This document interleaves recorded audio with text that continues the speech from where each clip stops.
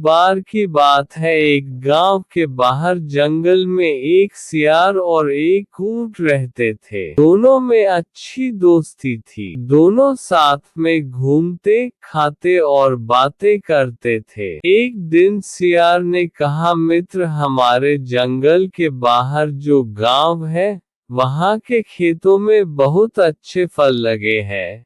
क्यों ना आज रात हम उन फलों का आनंद लें? लेकिन एक समस्या है।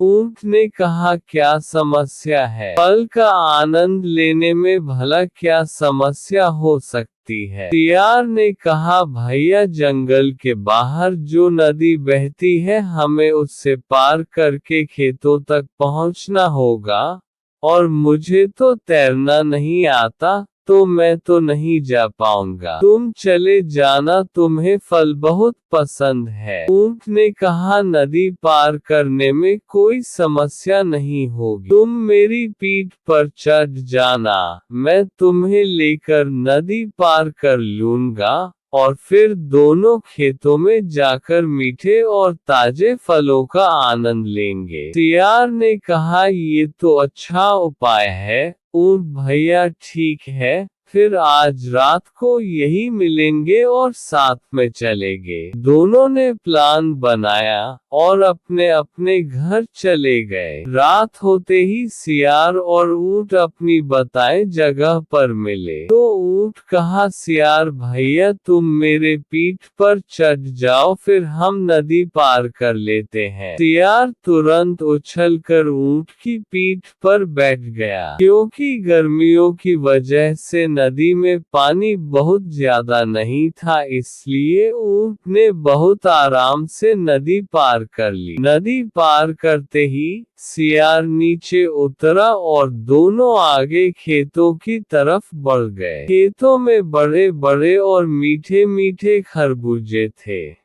उसे देखते ही दोनों के मुंह में पानी आ गया। ऊंट ने कहा, चलो भैया, जल्दी जल्दी खा लेते हैं, नहीं तो कहीं किसान आ गए तो मार भी पड़ेगी और खाने को भी नहीं मिलेगा। सियार ने कहा, मेरे पास एक उपाय है, जिससे हम मार ही नहीं खाएंगे और यह मीठे मीठे खरबूजे भी आराम से खा सकेंगे। ऊंट ने कहा, ठीक है, बताओ क्या उपाय है। सियार ने कहा, एक काम करते हैं, पहले मैं जाकर खा लेता हूँ, तुम यहाँ खड़े होकर निगरानी करो, फिर तुम खा लेना और मैं निगरानी करूँगा, जैसे ही कोई दूर से आता दिखाई देगा, मैं तुम्हें आवाज दूंगा, फिर हम दोनों भाग चलेंगे। ऊंट ने कहा, हाँ, ये ठीक रहेगा। जाओ तुम खा लो, मैं यहाँ खड़ा होकर देखता हूँ। सियार अंदर खेतों में चला गया और उसने पेट भरकर खूब खरबूजे खाए। काफी देर इंतजार करने के बाद ऊंट ने कहा, अरे सियार भैया, तुम ही खाते रहोगे क्या? मुझे भी खाने का मौका दो। सियार ने कहा, हाँ हाँ, आ ही रहा हूँ मैं, अब तुम आ जाओ और खा लो, तब तक मैं निगरानी करता हूँ। उसने कहा, ठीक है, तुम या खड़े होकर निगरानी करो, लेकिन कोई आवाज मत करना, नहीं तो किसान आ जाएगा। सियार ने कहा, हाँ हाँ भैया, तुम जाओ, आराम से खाना, मैं यहाँ निगरानी कर रहा हूँ, कोई आवाज नहीं करूँगा। ऊंट अंदर खेतों में चला गया। ऊंट ने जैसे ही फल खाने शुरू किए, सियार ने कहा, ऊंट भैया, मुझे तो अब बहुत जोरों की नींद आ रही है, और अगर इसी तरह चुपचाप खड़ा रहूंगा, तो मैं नींद से गिर जाऊंगा। और सियार ने जोर जोर से जामाही ऊँघना लेनी शुरू कर दी। ऊंट ने कहा, नहीं भैया, अभी तो मैंने खाना शुरू ही किया है, थोड़ी देर और रुक जाओ, लेकिन सियार नहीं माना। उसकी आवाज सुनकर बहुत सारे किसान आ गए और उन्होंने देखा ऊंट खेत में खरबूजा खा रहा है। ऊंट को भगाने के लिए उन्होंने उसको मारना शुरू कर दिया।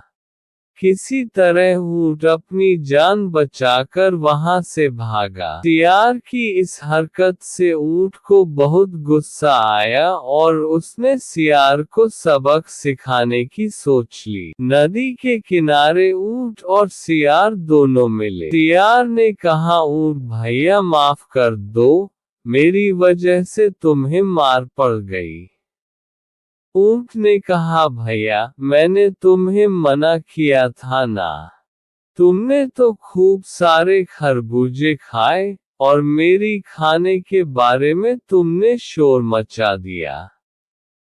मैंने तो फल भी नहीं खाए और मार अलग पड़ गई। सियार ने कहा, कोई बात नहीं भैया, अगले दिन फिर आ जाएंगे, अब चलो जंगल वापस चलते हैं।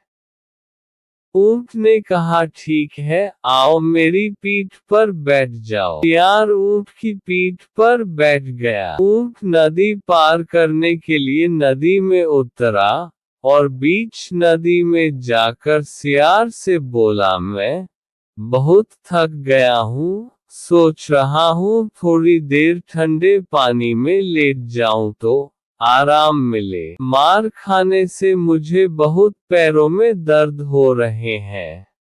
थोड़ी देर यहाँ लेट जाऊं फिर चलूंगा। सियार ने कहा, अरे नहीं भैया ऐसा मत करना, मुझे तो तैरना नहीं आता, मैं तो डूब जाऊंगा, थोड़ी दूर ही तो बचा है, थोड़ा और नदी पार कर लो फिर लेट जाना। ऊंट ने कहा, नहीं भैया अब मुझसे एक कदम भी नहीं चला जाएगा, और ऊंट सियार को सबक सिखाने के लिए बीच नदी में बैठ गया। सियार को तो तैरना नहीं आता था, इसलिए सियार नदी में डूब गया और बह गया। ऊंट और फिर बहुत आसानी से नदी पार कर ली। उसने सियार को उसके करने की सजा दी।